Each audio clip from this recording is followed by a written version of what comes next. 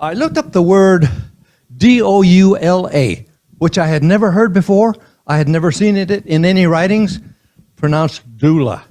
So I figured, okay, I'm going to look this up. So IA told me that it's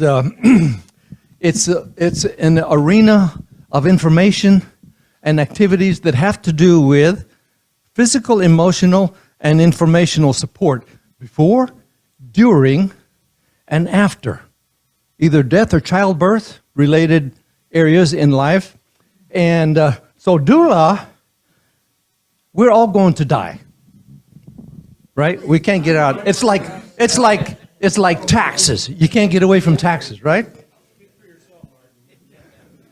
But reality says death is inevitable. Yet most Americans are afraid to talk about that, okay? Or too overwhelmed to deal with it. You got to face reality. This is real life. A lot of people don't like to talk about this. If all we know are hospitals or funerals, grief or anger, or how our family wants our money, that's understandable, right? Yun Cheng is a death doula who helps people see death as something to plan for, not react to. She helps them make informed choices by creating spaces to talk about it and normalizing that as a topic. For almost 2 years, she's been the host of the Death Cafe at Sunnyvale Library, in case you were not aware of that. After listening to over 200 attendees come out of curiosity and seeking community to talk about death, she's created a monthly workshop series. And during these workshops, participants approach end-of-life planning informed by their values and experiences to decide the legal, medical, and financial outcomes. She also works on a one-on-one with individuals or families to help them have a more compassionate experience at this time of loss. So here you go, my friend, and Doula. And if you want to talk to her, her name is Yun Cheng. Here you go. Thank you, Art. Okay, so Art took the first third of my speech. So we're just going to blitz through that. We've acknowledged no one here is going to die. And I'm so thrilled that you're living your life. I love it.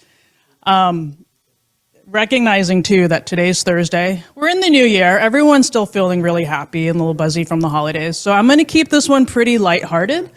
So that's why I labeled this, it's the ideas to inspire end-of-life planning. All right. What's a death doula? Ignoring the fact that Art totally took my thunder. How many of you here had ever heard the term death doula?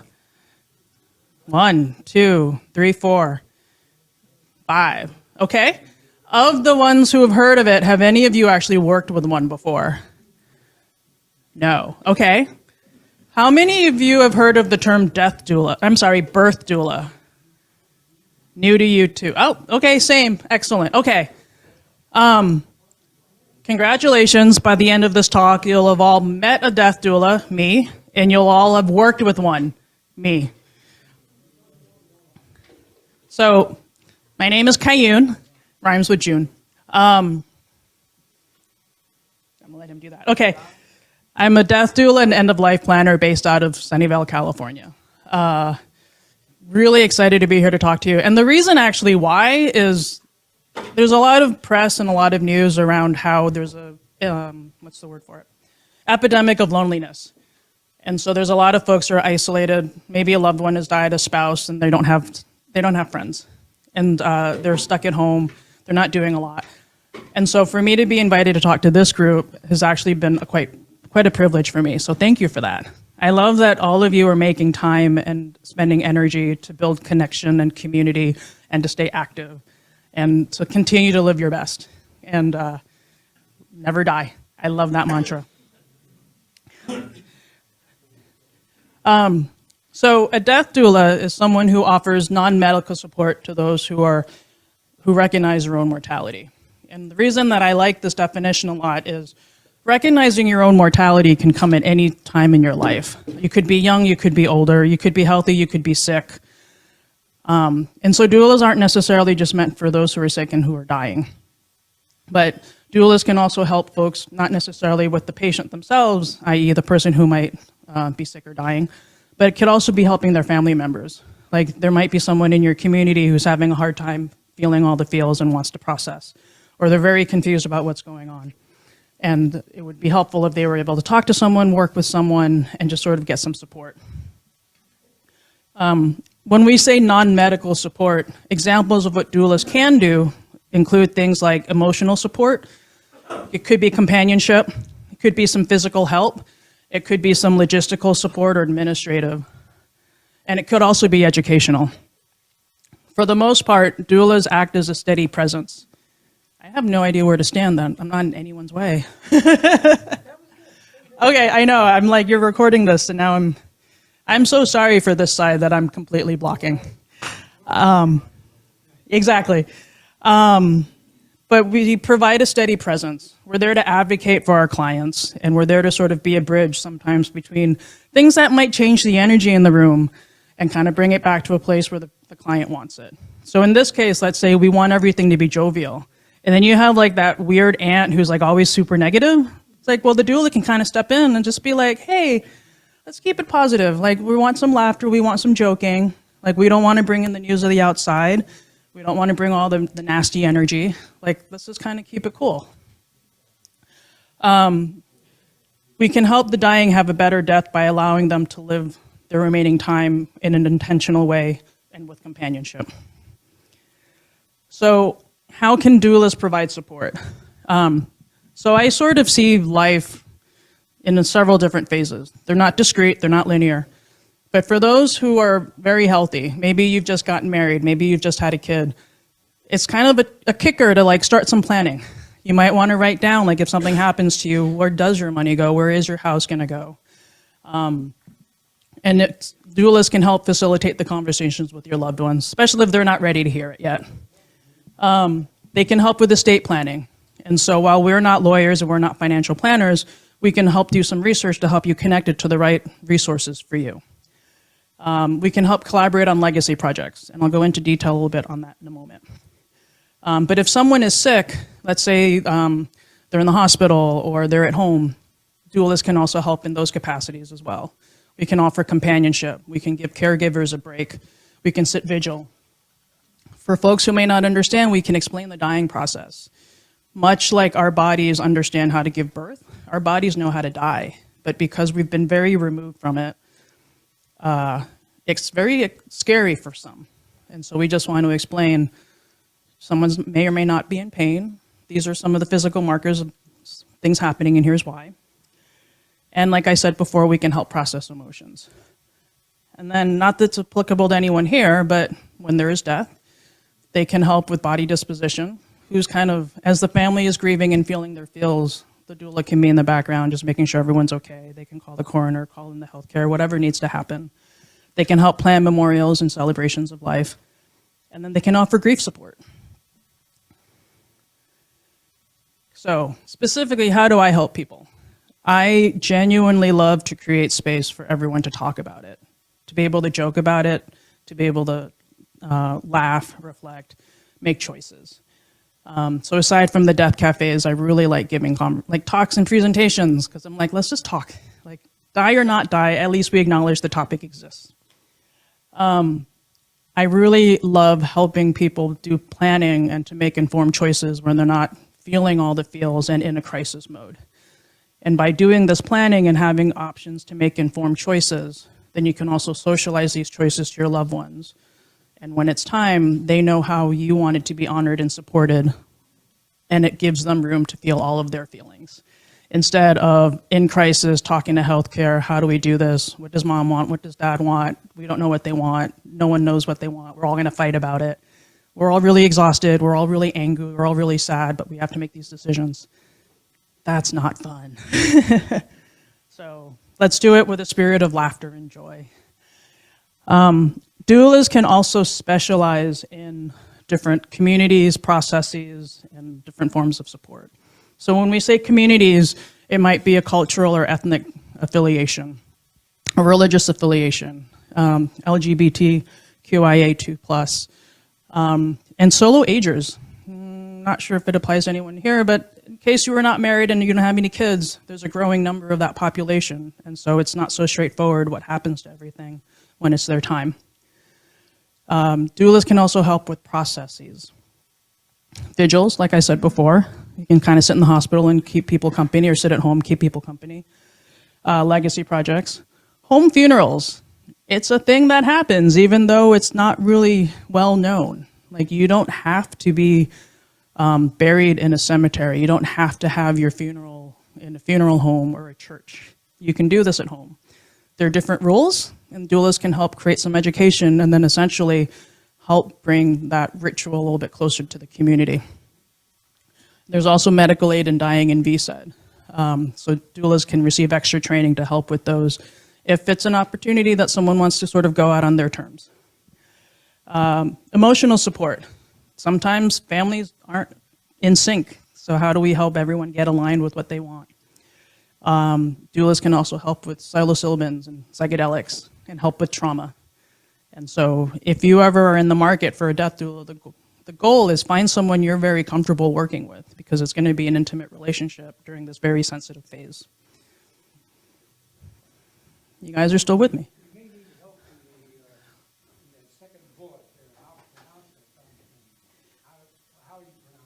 Psilocybins?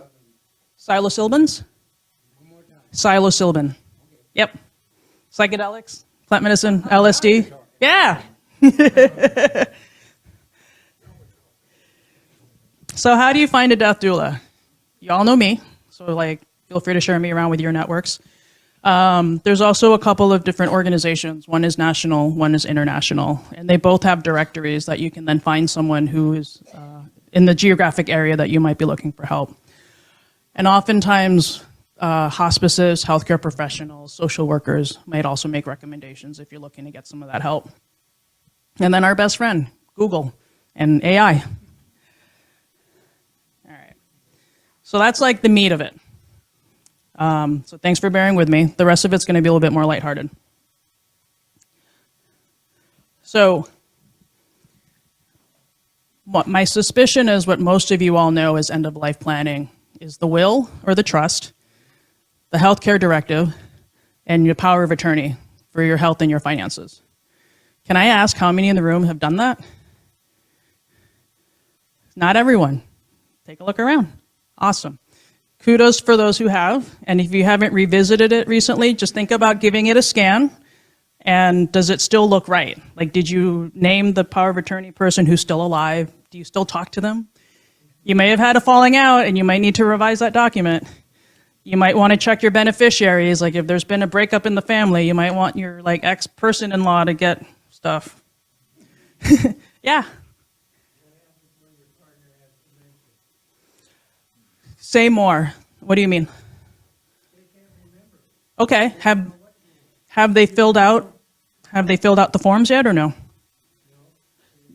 Then usually a medical professional will outline that this person doesn't have the capacity to speak for themselves, and then if it's your partner, if it's the remaining partner, can then bring it to the attorneys and kind of figure out how to fill it out. Alternatively, there's a conservatorship that's put in place, which is a little bit more onerous. And that's one of the reasons it's actually really helpful to do it while everyone's healthy. And so that as you start to get dementia, sort of that power of attorney is already in place. Yeah, but we can talk more. Cool. So yeah, for those of you who have done your documents, give it a read. Make sure it still represents what you want, especially the healthcare directive stuff. Yeah.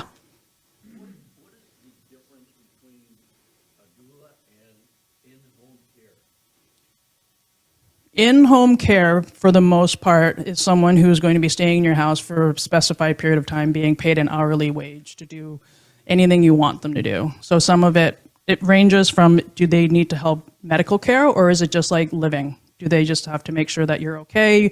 If you fall in, that they can help you get up, help clean the house a little bit.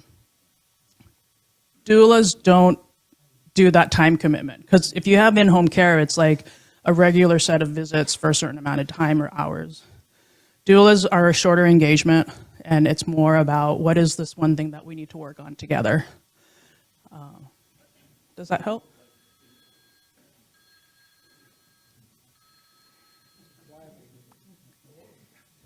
Did you have a follow-up? Okay.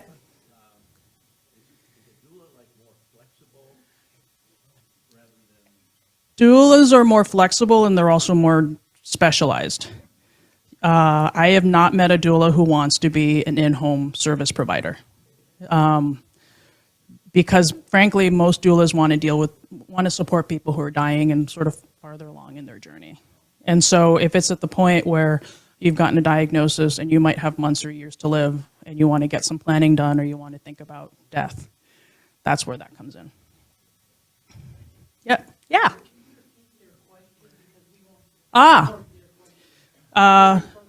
Yeah, what if someone has dementia? What happens if they haven't filled out their forms? And then how is in-home support different from a doula? Do we have anyone on Zoom? Okay. Oh, hello.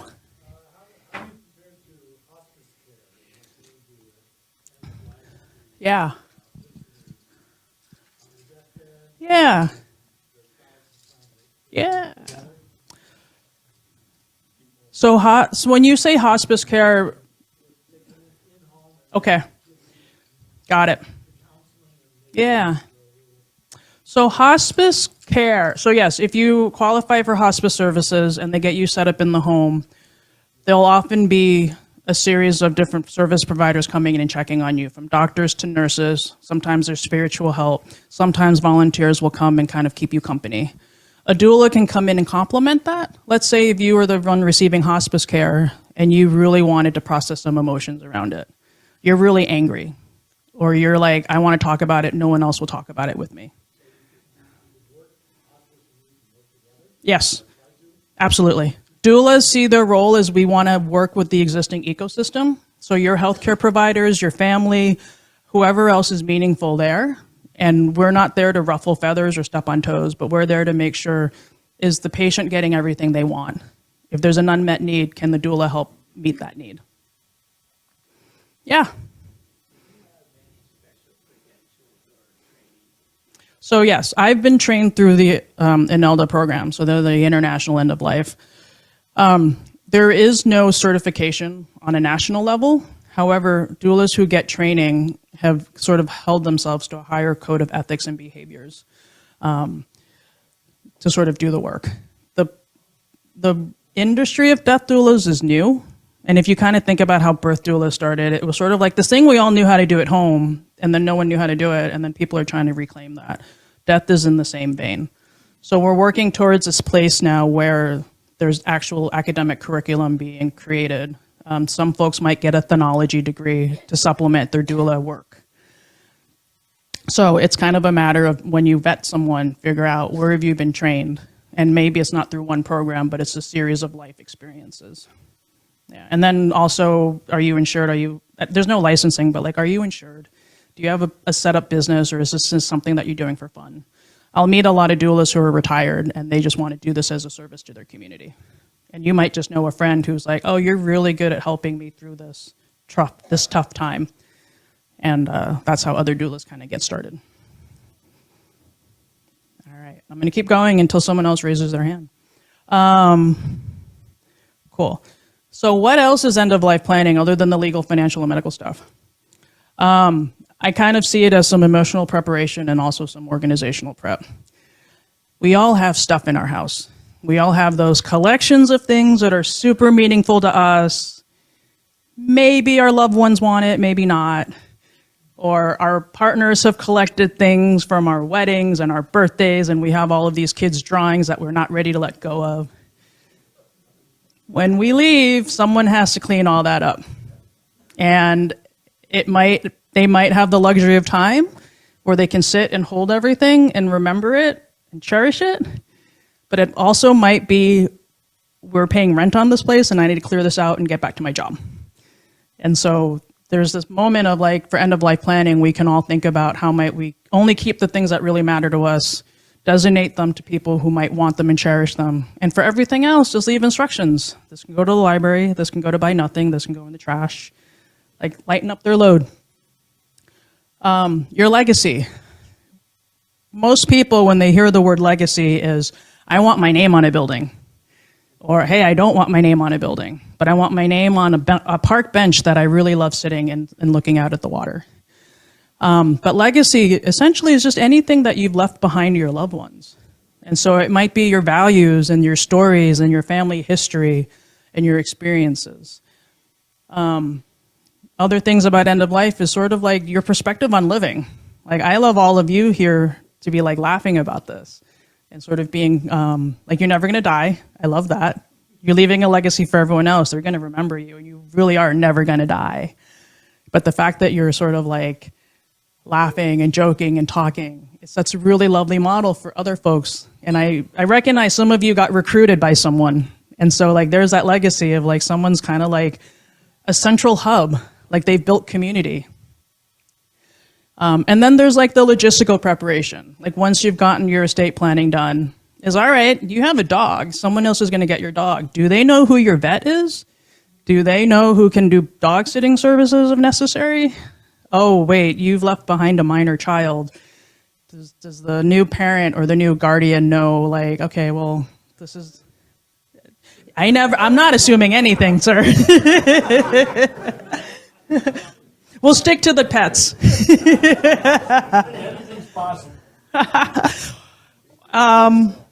Yeah, but you also, maybe not you, I don't know, but like you might like take responsibility for a grandkid or a grandnephew or a niece. Like we never know. But the idea is you can kind of get some of your documents and your files and everything in order so that whoever your executor is, whoever your beneficiary is, whoever the loved ones are behind, kind of know where to start processing all this. Because cleaning everything up takes many years, and it's really emotionally and financially taxing. And so if you're so moved, just kind of get things ready for them, get things in order. Like, I'm never going to die, but just in case, here's like the file with all of the notes that you know where my insurance policies are and the deed to the car and the second set of the house keys. Here's how you get into my house in case you don't have my keys. Don't turn off my cell phone because you're going to need it for everything. Like those little reminders. All right. And then logistical prep is also organizing your community. Very few of us are going to get hit by a bus and die the next day. Most of us are going to have a decline. And at some point, we may need help. And we might have a partner there to help out. We might have family, and we might not. So what I want to do for the next 10 minutes is actually run an activity with you. That's your cue, Ken. So there's paper, and there is colored pencils on each table, if we can make sure they're all passed out. But I'm going to do that first, and then I'll talk.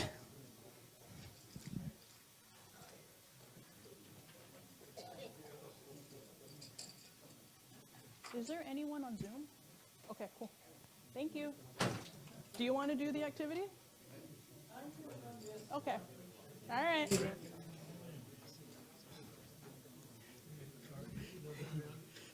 You got to give out the pens. All right. And if I only had 60, so if we run out, you might have to share with a neighbor. But hopefully there's enough for one of everyone.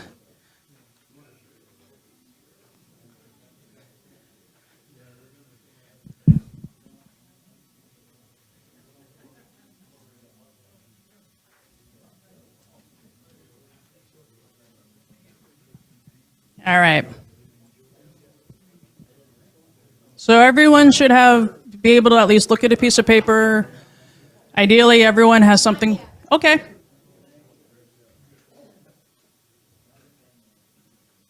All right. So as the final ones are getting distributed, make sure you have access to the visual, if not holding the paper in front of you, and ideally something to write with or something to write on. Amazing. Are we there? All right. Awesome. Okay, I'm going to change the direction slightly from the top. But the idea of this activity is, who cares? But the idea is more about, okay, if someone needs help, we all want to help. But we might not know how. We don't know what they need. We don't know what we're capable of. And so what I want to do in this group, because you've sort of made an effort for community, like you all might be tapped into like, oh, someone's been hurt, let's go sit in there. Let's keep them cheered up. Let's go sit with them for a bit. But what I want you to do is to, first off, imagine a loved one who lives with you or near you. And when I say loved one, I do mean immediate family. Remember who that is, and then go through the list and just check off on each task. How willing and capable are you versus not? And don't judge any of your responses, but just go down the line. And again, you're thinking about this as an immediate family member. Maybe it's a partner, maybe it's a child, brother, sister. Not yourself. I'm sorry. If you want to do it as a hypothetical. But, it could be. Yeah. I'm going to give you 5 minutes to do this.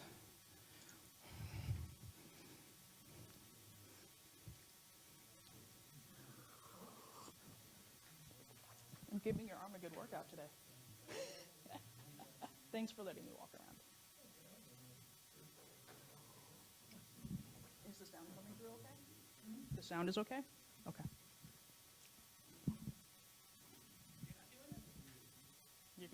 You're not doing it. You're already done? All right. See? It's okay. That's why I'm just saying it's optional. It's fine. It's for them.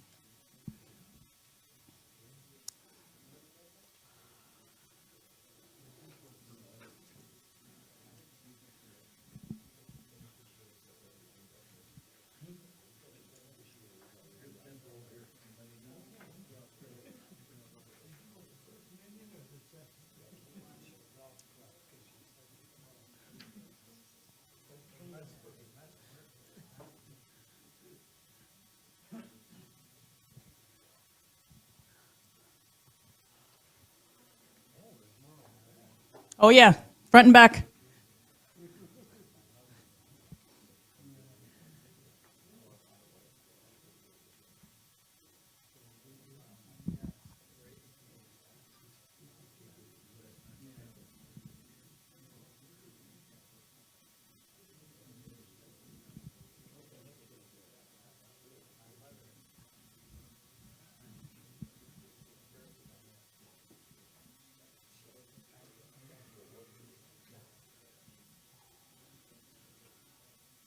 So far, so good. Still enjoying me as a speaker?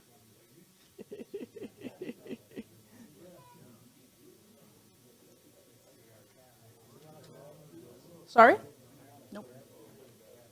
But I know not everyone's as fast in this group, so I'm gonna give it another minute.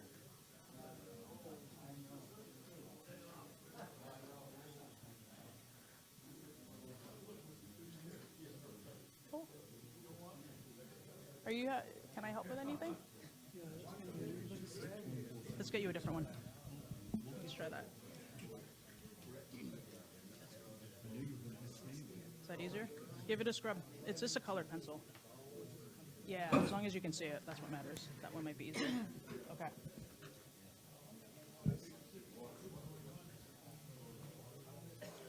All right. I'm going to give everyone another minute.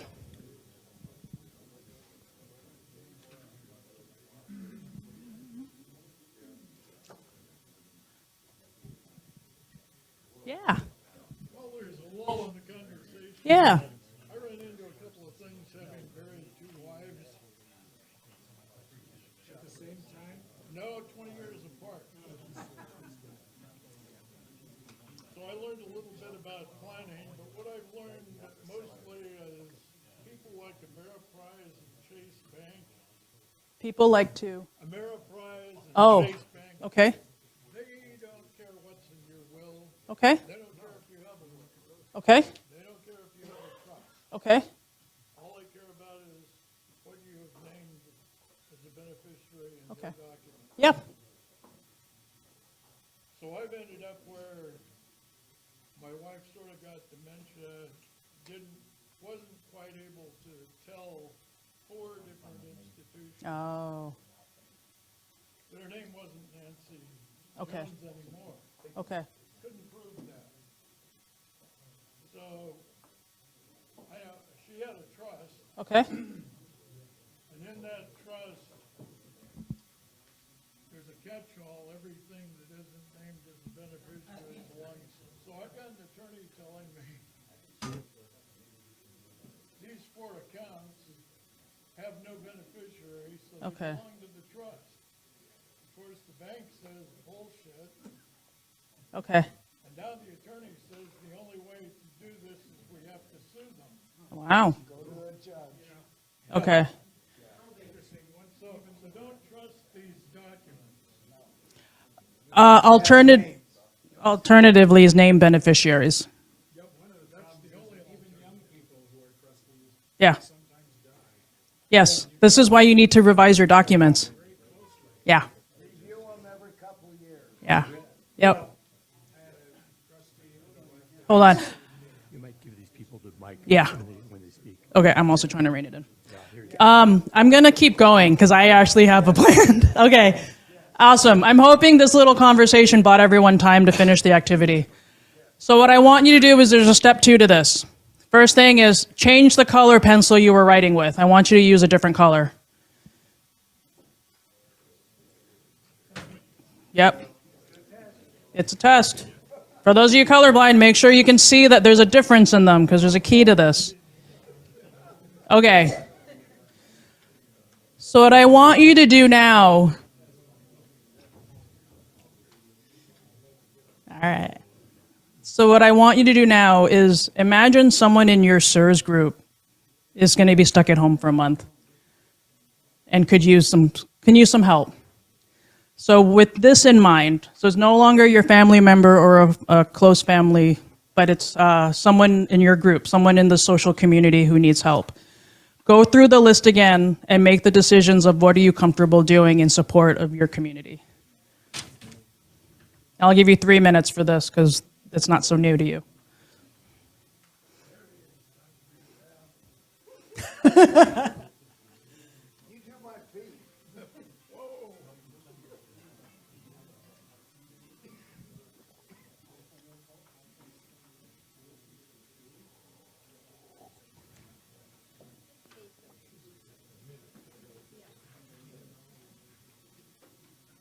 All right.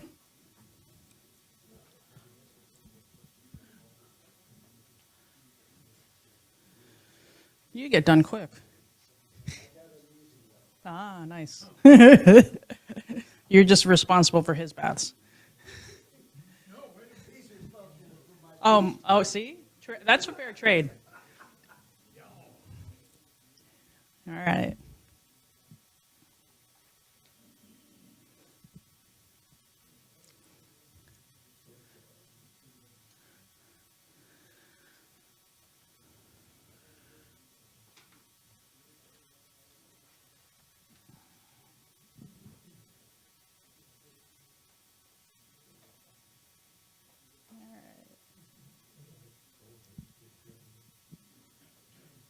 Wait, I'm taking care of you? What?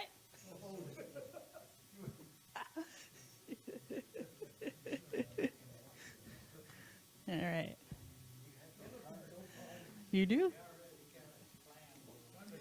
All right. I'm going to keep this moving a little bit. I got some rabble rousers who were done early. So the point of this activity is your capacity and your willingness changes based on the context. And that's okay. And what I wanted you to do with this, first off, was let's sort of just expand what your definition of caregiving might look like. A lot of us immediately go to the personal hygiene. Am I going to have to help someone toilet? Am I going to have to give someone a bath? But it can be. And then caring can also, well, it's easy for some, hard for others. But then we can expand it to think about, well, caring for someone else is also just sitting with them and keeping them company, showing up and buying some groceries for them or making sure they're fed. Maybe I can give their caregiver a break by like watching TV with my friend, or walk their dog, do some gardening. So my hope for you in doing this was you sort of was able to do an assessment for yourself so that when the time comes and someone might ask you for help or you might need help, here's a thing that you can think about. The handout was adapted from a resource from the Pre-Dead Social Club, and you can Google that. The intention of the form in its more comprehensive version is if you had someone who was homebound for a while, let's say your sibling, then the community, the remaining family members, family friends, everyone can fill this out.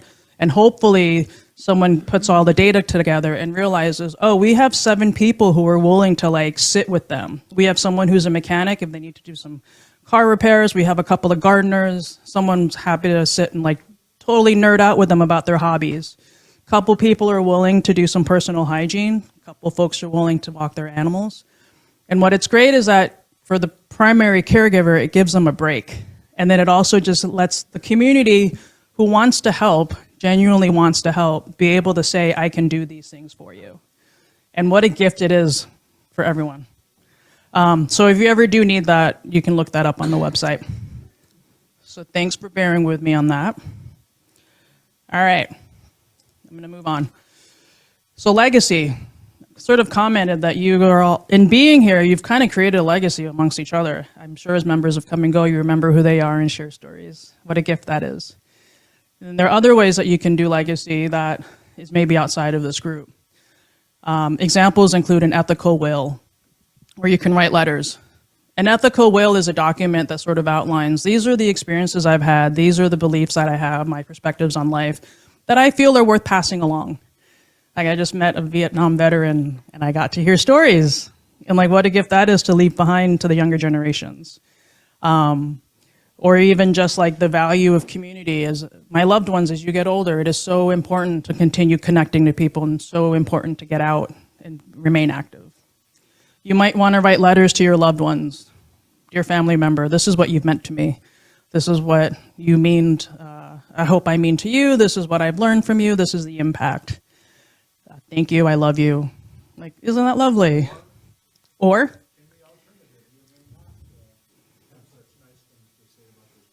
Yeah, screw you. Yeah. You were mean. You were like the mean uncle that I have really bad memories of. I don't know if that letter will get sent, but if it helps to get it out. You can write a memoir. Or you can record yourself on your phones telling stories. Maybe these stories are about the things that you own that mean a lot.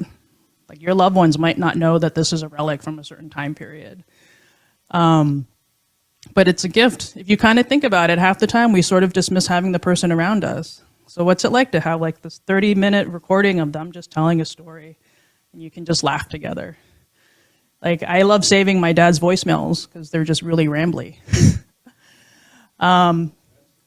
You can create art. You can share family recipes. So if any of you are like woodworkers, gardeners, you just like to watercolor, like to sketch, you can kind of create something for a loved one. Just to kind of give you ideas of expansiveness, just wanted to give a couple of examples of legacy projects. So Briar Bates was a Seattle-based artist who was given a terminal diagnosis. What she wanted to do for her community was to design a water ballet. So she had community that designed the bathing suits. She had a choreographer. They did like music by Prince, Pharrell, can't remember the other ones. She didn't survive, so she didn't get to see the piece performed. But as a celebration of life, her community all flash mobbed a park in Seattle, performed the ballet in the fountain, and then celebrated her. It's intense, I get it. But another example of a legacy project, Steve Jobs' commencement speech to Stanford class of 2005. And what I'm going to do is just read to you, because I don't want to pull up the slide, but hold on a moment. Kind of the lesson that he had. Your time is limited, so don't waste it living someone else's life. Don't be trapped by dogma, which is living with the results of other people's thinking. Don't let the noise of others' opinions drown out your inner voice. And most important, have the courage to follow your heart and intuition. They somehow already know what you truly want to become. Everything else is secondary. Imagine getting that piece of advice when you're like 22 to 24 years old. So, go back to that. All right. And then lastly, as I wrap this up, so sort of an idea about thinking about end of life is think about living.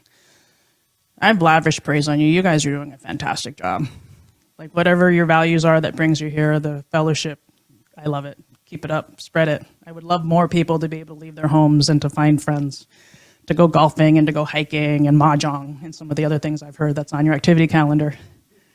But part of having an awareness of death means you live your life. Like what are the values you want to live? What are the things that you want to get done? Do it while you still have capacity and whatever that looks like. Some folks use some time to adjust their rugs, those regrets, those unfinished businesses, the guilt and the shame that you might have. And it might mean working through them, accepting them, forgiving someone, or just like, I'm going to wrap this up and not let it hold me back anymore. And some folks are just going to not put things off. I hear most of you are retired, and I don't know how many of you at some point in your life said, I will work hard, and then I will retire, and then I will enjoy the rest of my life. I am so grateful that you're all here to do that. It is a gift. Not everyone makes it to retirement. Not everyone gets to enjoy retirement. And so this idea of think about where you are now and what can you do to continue to live and be happy and not just wait until later. Don't put things off. And then last couple of slides. This has been a really lovely book that has shaped my thinking. 5 Invitations. It's a little bit of a meditation on how being aware of death can help you live a fuller life. It's one of those books that you can kind of read a couple pages with your morning coffee or like before you go to bed. There's a little bit of stories in there from Frank when he was working at a hospice volunteer about the different cases he's seen, and then just sort of how we can think about it. And then lastly, I can't help but plug myself. If you I am kicking off a series of workshops in Sunnyvale. So they're going to be on Wednesday nights every month. And it's a little taste of what you did today with the caregiving audit. But my idea is like, let's not focus on the legal, the financial, and the medical. Those are very important. I'm not going to diminish that. But it's also very scary. And so what can we think about maybe from our values? What matters most to us? What are our experiences? So rather than top down, let's think of what we already know and how do those things bubble up to the decisions we're going to have to make. And so flyers here. I have brochures here that will also reference the events. No, it's going to be in person because community in person is crucial. That's my perspective. Yeah, I realize this doesn't make it accessible for everyone. And maybe the next version of it will be a Zoom. But right now, I really like the in-person. I'm joking with all of you. Sunnyvale at the Maker Nexus. So they're over by Baylands or over by the 237 side of Sunnyvale. $10. The money goes back to the venue because they're giving me the space at a very discounted rate, and I'm grateful. I have business cards here. I also have brochures. The brochures list the death cafes if you want to come to that. They're at the Sunnyvale Library, and they're free. They're always educational, pretty personal, kind of fun. And then the dates for the events, these workshops are there too. And then I thank you, and I open it up to more questions. Yeah. Hi. One of the things that we all have to deal with is what happens to our body after we die. Yep. Okay, so basically, there are like 3 options: cremation, earth burial, or some kind of decomposition. Okay. Are you familiar with a group called Earth Funeral? Yes. Do you have an opinion about them and the most ecologically friendly way to dispose of your body? Awesome. Surprise, there's more than 3 ways. That's A. So the question was, there's at least 3 ways for body disposition. Is there an opinion about earth funerals and an opinion about what's sort of the greenest way to go? Traditionally, everyone's been buried in a cemetery in like a cement vault under the ground and 6 feet with a headstone. That's not the kindest way to go. And it's also really expensive. The emerging technologies, some of which are legal in California but not yet implemented, include things like green burials. That one's actually legal. So in Half Moon Bay, there's Purisima Cemetery where you can be buried in a white shroud and then be buried, I believe it's 3 feet. And your loved ones can come and decorate your space and make it your own. People can buy their plots in advance and actually hang out there and cultivate it while they're still alive and enjoy that. There's another one I've just been made aware of in Arcata that is selling itself as a green cemetery. So that's sort of like the least amount of environmental impact, because within 2 years, your body will decompose and become part of the soil again. Things like human composting and mushroom suits that you'll hear about, kind of gimmicky, because if you talk to the soil scientists, your body's going to decompose anyway, and it's not going to be that, It's not going to be harmful to the soil, to the earth. Because I think a lot of the composting is we're making you better for the earth to receive you. There is also cremation, but there's flame, and then there's also water. So aquamation is actually a lot kinder to the environment. There's a facility in Emeryville that does it. Frank, I think is his name, really cool guy. Yeah.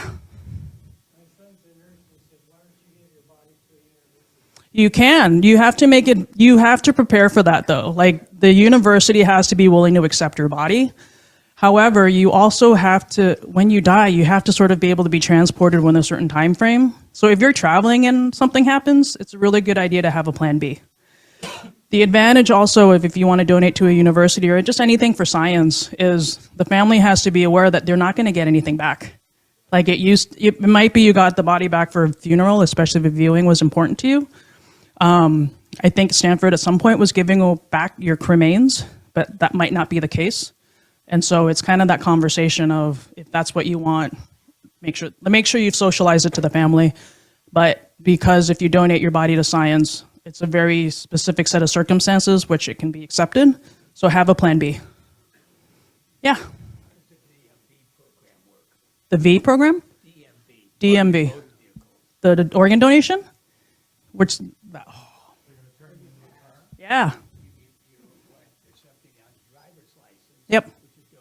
Yeah. Yeah. So, first thing I'm going to say is I love organ donors. The thing with that is you have to die in a hospital where, well, because here's the thing, if your body's, depending on where, sort of like how far from the moment of death you are, determines what's viable for donation. If there's a blood supply loss, they might not be able to take your heart, your lungs, things like that. But they might be able to take corneas, skin, other things.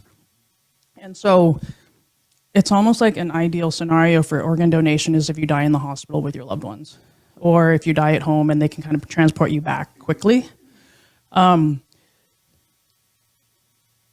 It's good to make a notation that you want organ donation. It's good for your family to know that's what you want. If the circumstances allow, healthcare teams will ask, do you want to consider organ donation? And so it's almost like the DMV path is a good way of notification, but it's not a guarantee. And you just want to make sure like everyone around you knows. I just had someone who lost her father, and he never thought he qualified because I think he was like, for whatever reason, and I'm not going to judge it, but apparently the staff said, we have a lot of burn unit victims who could actually benefit from a skin graft. Is that something you'd be open to? And so it's like, I don't know enough about science to know what they need, but take it if you need it. Okay, one last question here. Yep. How old can you be for organ donation? Can you be told? You can never be too old. But here's the thing, right? Like if your eyes are in perfect health, it could benefit someone else. I don't know how much they need for skin grafts, but it could benefit someone. Maybe you could be like 60 years old with the lungs of an 80-year-old, and maybe that's not helpful. But I think it's kind of like, what's your overall health state? So if you're even inclined to think about organ donation, just think about it. Yeah. I think I'm being told to stop. Well, if there's more questions, but I think we're... You guys need to be out. Yeah. feel free to reach out, give me a call, send me an email. I'd love to continue the dialogue. I'd love to see you again. Thank you so much. Really appreciate all of you. Thank you.